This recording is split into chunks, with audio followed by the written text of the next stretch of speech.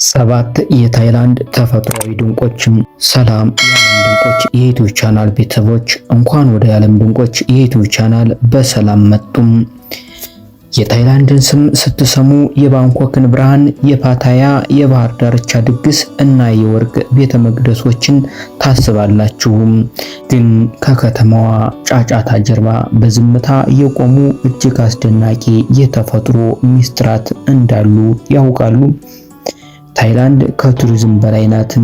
እሷ የተደበቀች ገነት፣ ጥንታዊ የዝናብ ደኖችና በቢሊዮን ዓመታት የቆሙ የጂኦሎጂካል ድንቆች መገኛ። ዛሬ የዓለም ድንቆች የታይላንድን ተፈጥሯዊ ገጽታዎች ከትንሹ ሚስጥራዊ ስፍራ ተነስተን እስከ ግዙፉ የሰማይ ሰንሰለት ድረስ እናሳለን። ይህ የደቂቃ ጉዞ የታይላንድን እውነተኛ ታሪክም እውነተኛ ተፈጥሮ ያሳያችኋል። ጉዞ ተጀመረም። ሰባተኛም ፍራያ ናኮን ዋሻም። ጉዟችንን የምንጀምረው በካኦ ሳም ሮይ ዮት ብሔራዊ ፓርክ ውስጥ በተደበቀችው ፍራዮ ናኮን ዋሻ ውስጥ ነው። ይህ ቦታ በእውነቱ የተፈጥሮ መሰዊያ ነው። ዋሻው ራሱ በውስጡ ክፍት የሆነ ጣሪያ አለው። ይህ ቀዳዳ የፀሐይ ብርሃን በጠዋት እንዲገባና በውስጡ ለሚገኘው አረንጓዴ የደን ሽፋንና ለንጉሳዊ የፓሊዮን ሕንፃ ልዩ የሆነ ድባብ እንዲፈጥር አድርጎታል። አስደናቂነቱ በስፋቱ ሳይሆን በብርሃንና በጥላው አስማታዊ ውህደት ውስጥ ነው።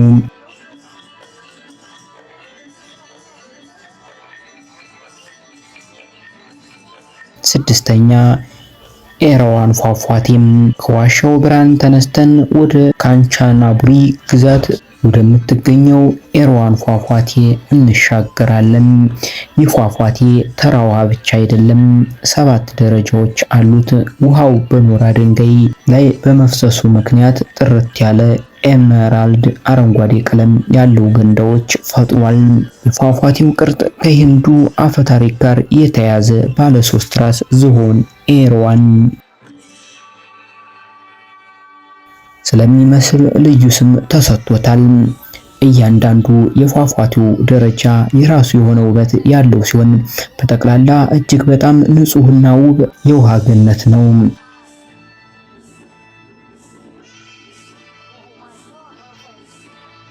የመሬት ቅርጽና የባህር ገነትም። አምስተኛ ሲምላን ደሴቶች። አሁን ከውሃ ገጽታ ወደ ባህር ውስጥ ጥልቀት እንገባለን። ወደ ሲምላን ደሴቶች። ይህ የደሴቶች ስብስብ በዓለም ላይ ካሉት ምርጥ የሰርጓጅ ውበት መገኛዎች አንዱ እንደሆነ ይነገርለታል። የአስደናቂነቱ ምክንያት ከውሃው በላይ ባለው ውበት ሳይሆን ከውሃው በታች ባለው የኮራል ሪፍ ጤናማነት ነው። ግዙፉ የድንጋይ ቅርጾች ድንጋዮች በባህር ዳርቻ ላይ የተከመሩ ሲሆን ደሴቱን ልዩ መልክ ይሰጡታል።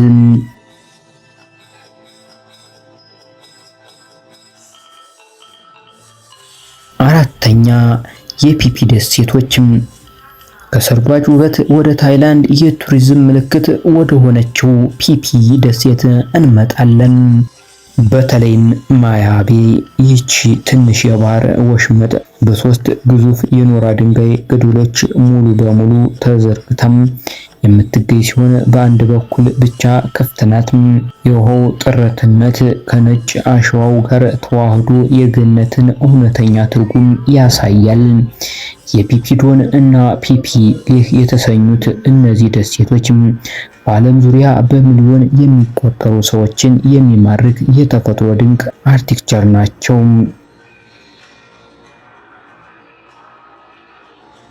ጂኦሎጂያዊ ግዙፎችና አፈ ታሪኮች።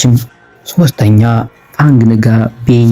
ከፒፒ ደሴቶች ውበት ተነስተን ወደ ግዙፉ ፋንግንጋ ቤይ እንሻገራለን። ይህ ቦታ ከመካከለኛው እስከ ትልቁ የመጠን ምድብ እንድንሻገር ያደርገናል። አስደናቂነቱ እስከ 400 የሚደርሱ የኖራ ድንጋዮች ምሰሶዎች በባህሩ መካከል መቆማቸው ነው። የባህር ሞገድና ዝናብ እነዚህን ድንጋዮች በሺዎች ለሚቆጠሩ ዓመታት ቅርጽ ሰጥቷቸዋል። ከነዚህም መካከል ታዋቂው ጄምስ ቦንድ ደሴት ይገኛል። ይህ ቤይ በውሃ ላይ ያለ የኖራ ድንጋይ ደን ይመስላል።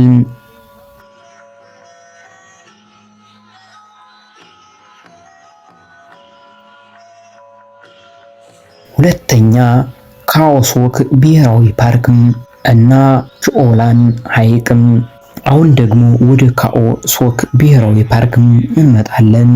ይህ ቦታ በደቡብ ታይላንድ ካሉት እጅግ ጥንታዊ እና ሰፊ የዝናብ ደኖች አንዱ ነው። እዚህ ያለው እውነተኛው ድንቅ ነገር ቹኦ ላይ ሐይቅ ነው። ይህ ሐይቅ ሰው ሰራሽ ቢሆንም በውሃው ውስጥ የሰመጡት የኖራ ድንጋይ ካርስት ቅርጾች ከመሬት ላይ በሚገርም ሁኔታ ብቅ ብለው መታየታቸው የተረሳ ዓለምን ስሜት ይፈጥራል። ካኦስዎክ ደን ከአማዞን የበለጠም ታዊ እንደሆነ ይነገርለታል።